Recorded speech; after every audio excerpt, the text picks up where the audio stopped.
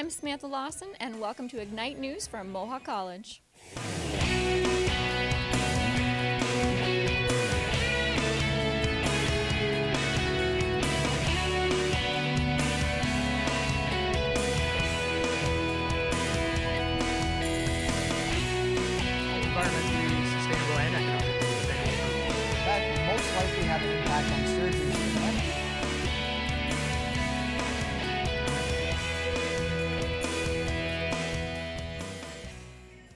Hamilton's Fall Garden and Mum Show has recently wrapped up. The show featured a variety of flowers and floral displays. Juan Zambrano has more. A rainbow of chrysanthemums and other flowers colored Gage Park's greenhouse for Hamilton's annual Fall Garden and Mum Show. The Mum Show is the work of the City of Hamilton's horticulturalists. Marcia Monahan is the Superintendent of Horticulture for the City of Hamilton. She said that this year's Mum Show commemorates a milestone in the event's history. It's 101 because COVID, we weren't able to do a proper 100th anniversary last year. So we are trying to celebrate some of the most popular shows over the years by showcasing, let's say, the best features that were in each of those shows. Flowers aren't the only stars in this show. An elephant, a rock structure, and a small rock waterfall were just some of the creations on display. The show takes 2 weeks to set up, but planning begins months in advance. Starts planning like come November, we're planning next year's already. And then we also, you'll see there's many large, say the ship and the Mr. Potato Head. Ryan Turquinio was visiting the Mum Show with family. I could tell the City of Hamilton actually did a crazy amount of work to do this. I know they do it every year, but this year I think they outdone themselves. The Fall Garden and Mum Show runs at Gage Park Greenhouse until October 31st, but this year's tickets are already sold out. For Mohawk College Journalism, I'm Juan Zambrano. Hamilton's Cotton Factory hosted a variety of local businesses recently at their fall market. Vendors set up booths to showcase their unique creations to the public. Katrina Raffy has more.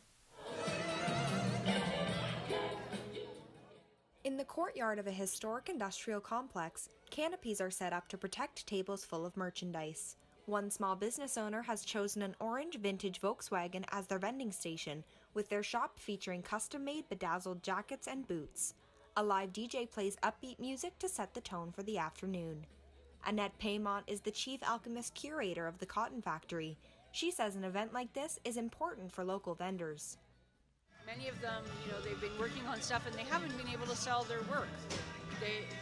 So because of the lockdown, many of them don't have a store. A lot of them are just selling on Etsy or on their website. So I thought, well, we should open up a market to give people the opportunity to sell things, maybe get some pre-Christmas shopping, make sure that the vendors can make some money. The Lemon Bar juice stand offers freshly squeezed fruit juices and other refreshments. Kitchen Island Bakery is serving baked-to-good classics like savory scones and sweet chocolate chip cookies.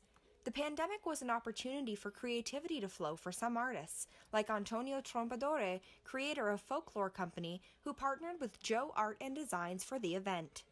With COVID, I know myself, I lost my job, so I figured, well, why not go back to something that I love, which was being creative and start making things again.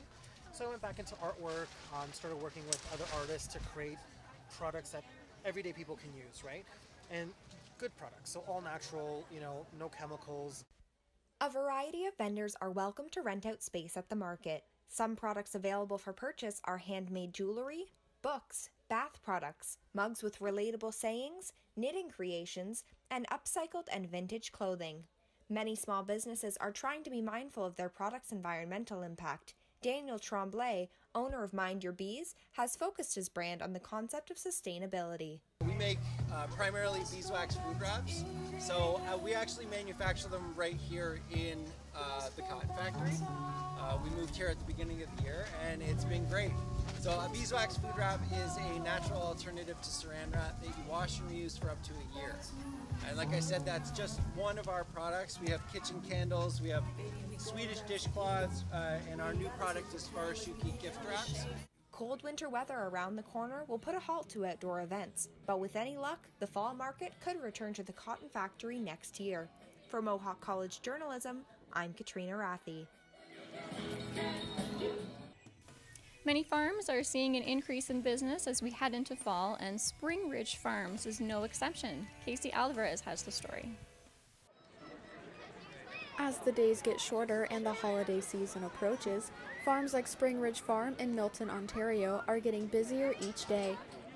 With lots of outdoor activities and sights, it's no wonder that people will travel to Milton just to experience all that Spring Ridge has to offer. Nahida Jamal Sharma came to Spring Ridge to bring her son to his first farm. Well, it's our first time for the little guy, seeing a pumpkin patch and a farm, and it was nice weather, so we thought we'd just check it out. Many people also lined up outside of the gift shop, which is a popular spot on the farm.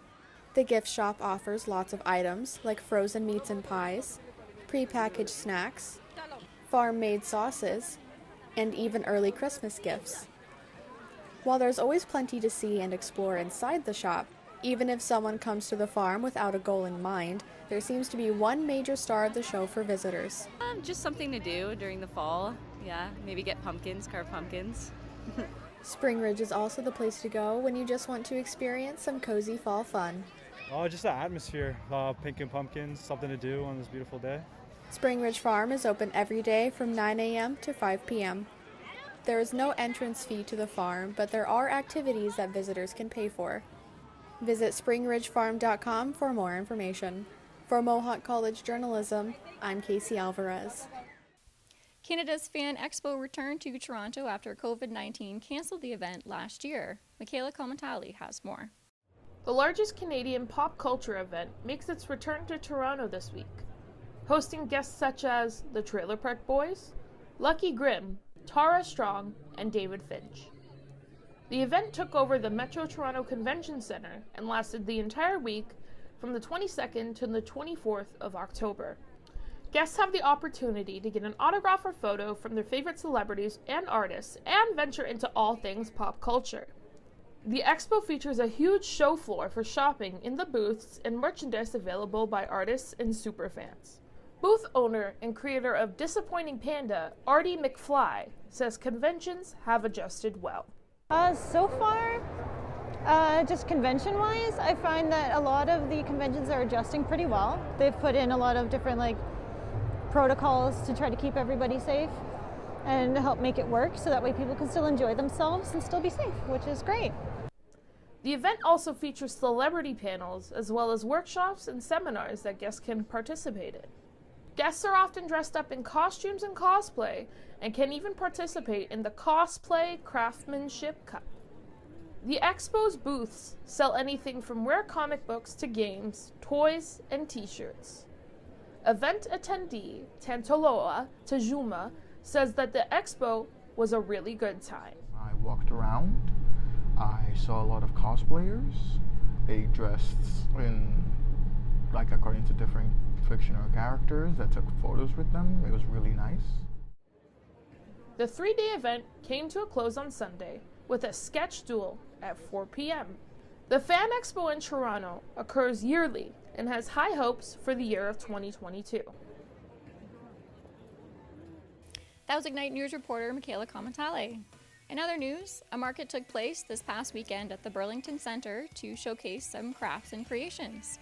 Katrina Rathie has more.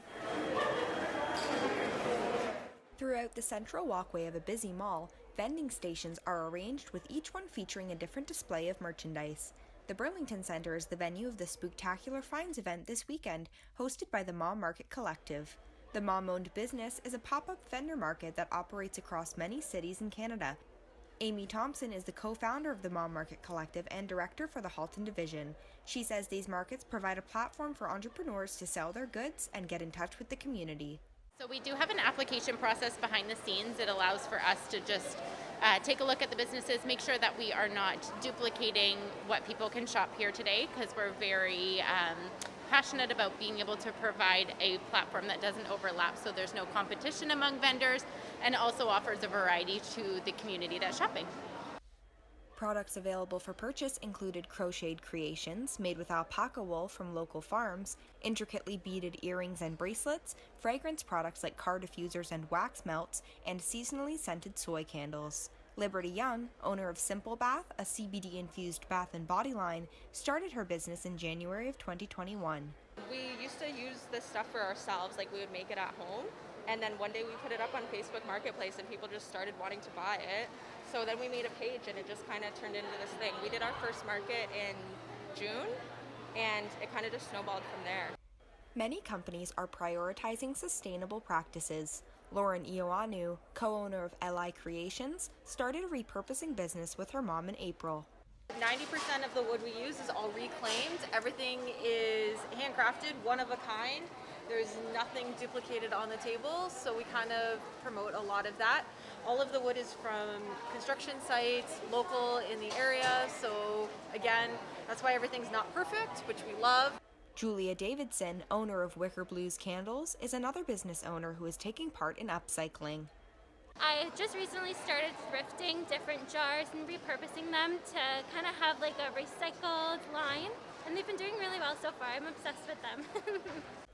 Since this event was Halloween themed, little ones attended in their costumes and could trick or treat at each vendor's station. Holly Jolly Holiday is the next Halton Market, located in Georgetown. For Mohawk College Journalism, I'm Katrina Rathi. The weather was frightful as a crowd of costumed runners completed their 10K. Even soggy weather couldn't stop them. Mac Flett has the story. While the crowd may look a little different than your typical lineup of runners, this year's frightening 5 and 10K is a little different than your typical race. These costumed competitors are taking on the challenge to support the Food for Life charity organization, and with COVID restrictions loosened, finally have a chance to run together in person, swapping out their usual masks for something a little more seasonal. While most folks seem outwardly comfortable, despite the positive vibes and friendly atmosphere, there's always a little anxiety being part of a crowd these days, as Mohawk's own debark manager and 4-time champion backwards marathoner Kat Cluley explains. Yeah, I've done some virtual events, but this was my first one, and I was nervous this morning, oddly. Disregarding COVID, though, there's still plenty of anxious energy to go around, even for a veteran athlete like Cluley, especially after almost 2 years cooped up indoors.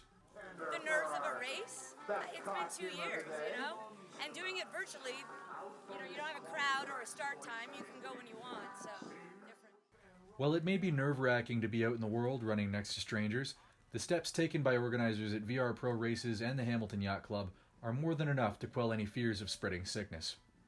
In addition to enforcing provincial mask and distancing mandates, runners also set off at staggered intervals, each heat leaving 5 minutes apart to prevent too many people clustering together along the route. It's as safe as can be, and as these athletes travel the scenic waterfront trail, they can take comfort knowing they are too. For Mohawk College Journalism, I'm Mac Flett.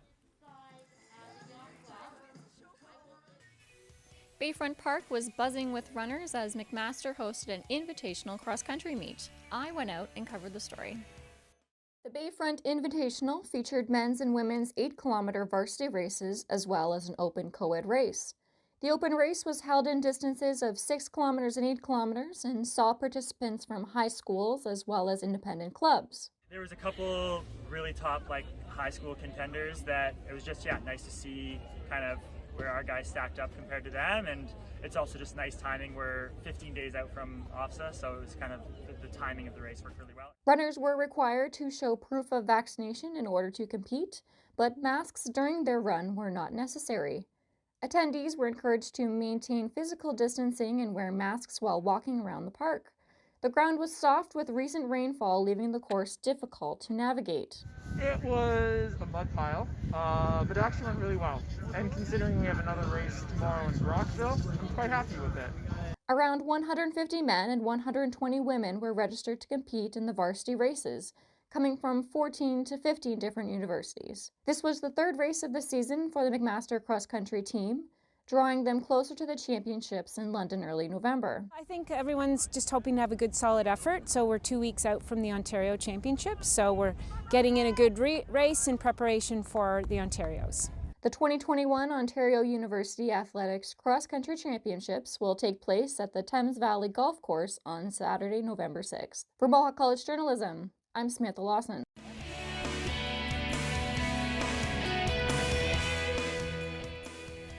That's all we have for you today. Thank you for joining us. This was Ignite News from Mohawk College.